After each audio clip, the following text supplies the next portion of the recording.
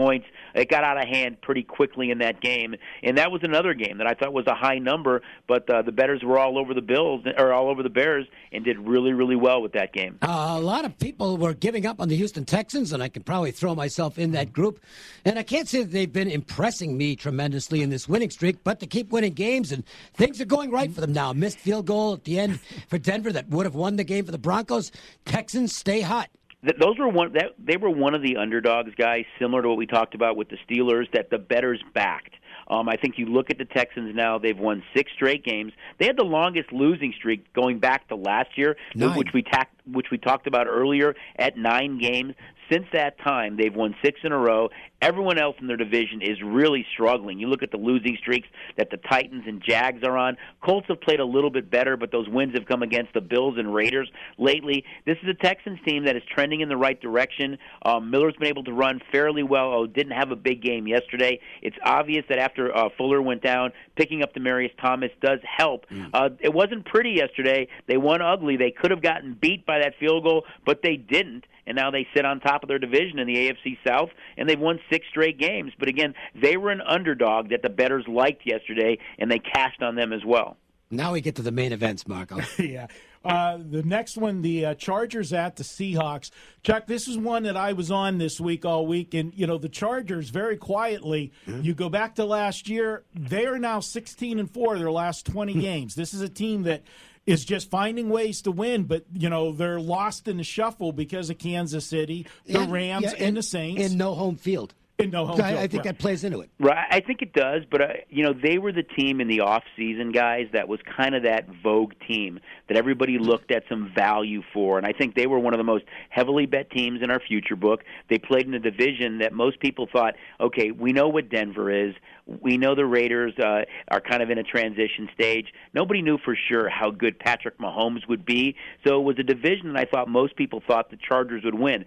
Similar to what's going on with the Panthers right now, because they're looking up at the Saints, and the Saints are getting all that ink. I think very similar case in the AFC West, where everybody's kind of talking about the Chiefs, and very quietly the Chargers continue to take care of business. They were another dog that was played yesterday. It looks like they're going to get Joey Bosa back, which will even help that defense even more. Rivers has great receivers in Allen and Williams. They've got 2 good running backs in Gordon and Eckler. If they get Bosa back, and they're missing a couple other players on defense as well, I think it's a Charger team that's kind of in that mix as we get closer and closer to the playoffs in the AFC. By the way, we found out that not only does Phillip Rivers have the death stare, it apparently is, if he stares hard enough, the person he's looking at disappears, because the Chargers cut Caleb Sturgis today. Yeah, I was going to say that too. They definitely need a kicker. I mean, over the last 2 years, I don't think there's any team that I can remember that has had more kicking woes or more games that were cost because of the kicker. If you go back to what they've done, I think you talked about 16-4 over the last 20 games. I mean, think about the games in 2017 that they lost during the first month that was based on missing an extra point or missing a field goal. Yeah, they're a pretty good football team. So are these 2 teams, and boy, I'm telling you what, did this ever live up to the hype? The Rams and Saints, this was a great football game. Saints get out front big. They get a little conservative coming out of the second half. To start the second half, I think too conservative. The Rams come roaring back, and then the Saints go back to opening up the offense and win the game. And the Saints, in the process, take over the number 1 seed for now in the NFC. Well, I know we talked about that last week, too, guys, and it's as good as the Rams have been. They were 8-0 coming into this game. The AFC-NFC Super Bowl line was based on Rams-Patriots. They were dominant on both sides of the ball. Everybody was, putting them in the big game in Atlanta. But a loss to New Orleans, and they would become the number 2 seed. They would lose tiebreakers to New Orleans. If everything played out, they'd have to play the NFC title game in the Superdome, and it did play out that way. I think similar to the Bills, I didn't see a bet on the under in that game either, so it really didn't matter. I think, they bet both sides in that game. We weren't in an advantageous position. I think best case would have been to keep it under, which was obvious very early on that wasn't going to be the case.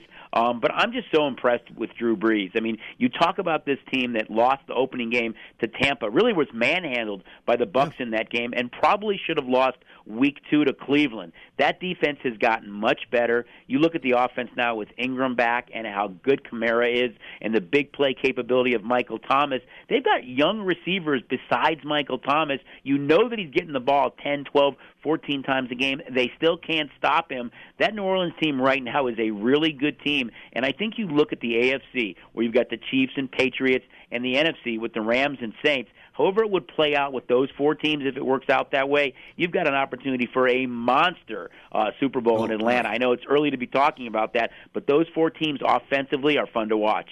Chuck, real quick on that Rams-Saints game.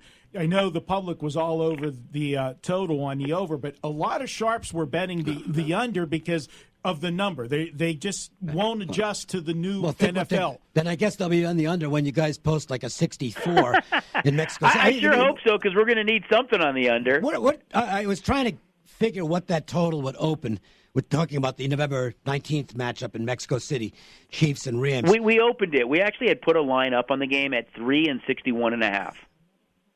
I got to believe the public will bomb the over in that game. Don't forget, I mean, you have the 63? thin air up there, Yeah. too. So, I mean, you're going to have potentially longer field goals as well. But we did put it up at this was several weeks ago that we put it up. At that time, we had put up a big college game between Bama and LSU. Of course, that game's already been played, and we had Alabama up at a 14-point favorite. And we had put this up about 3 weeks ago, just thinking about what this could be as far as betting goes, and one of the best Monday night games, and a huge handle. And at that point, the Rams were 3 and 61.5. I had speculated 62.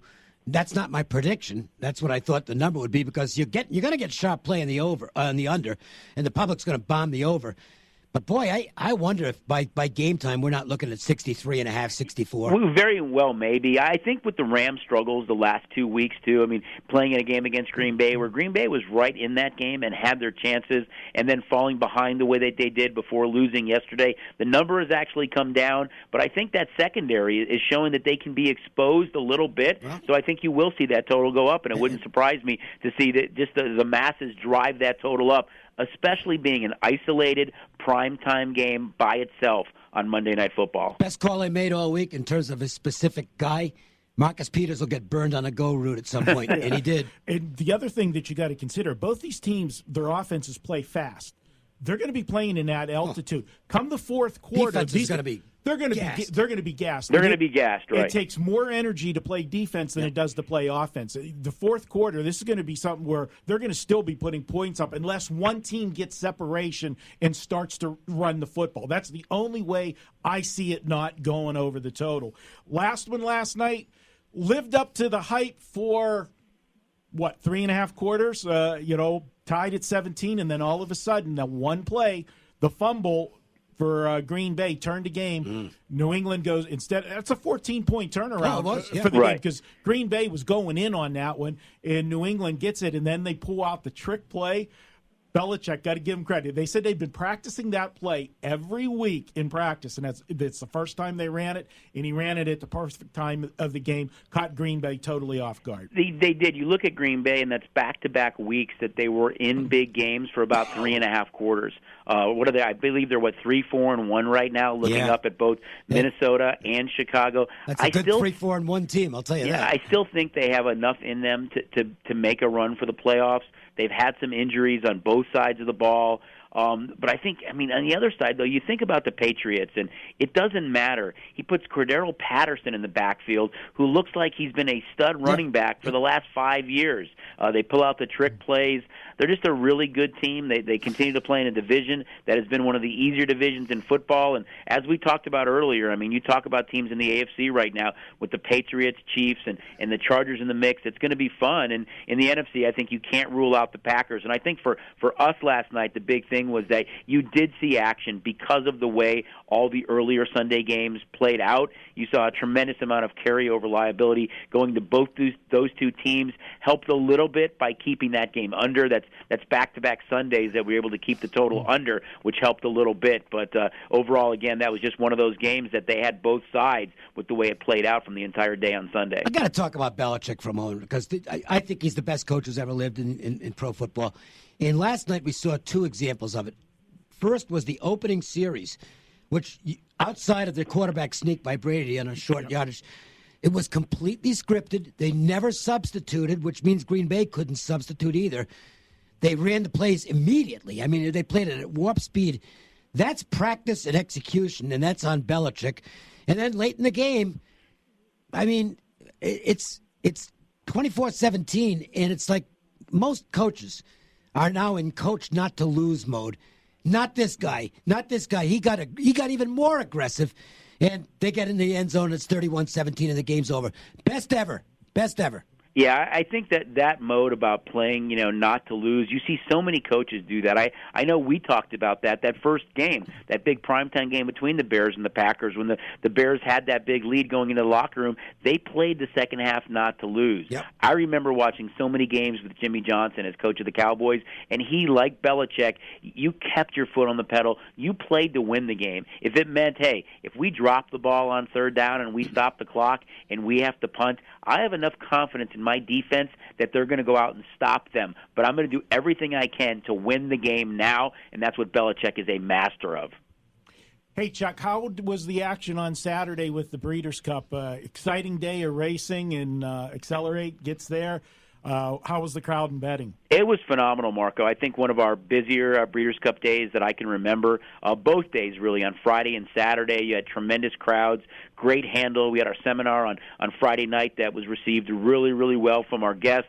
We offered the $10,000 Twin Q on Friday, the $20,000 Twin Q on Saturday to give something back to our race guests, and just packed houses. I mean, it's fun for us when you have a weekend like that. And, I mean, now you've got not only the NBA and NHL and college football where you're looking at each team to see where are they, what do they need to do to qualify for a bowl. You've got pro football at the halfway point. You've got college hoops starting right now.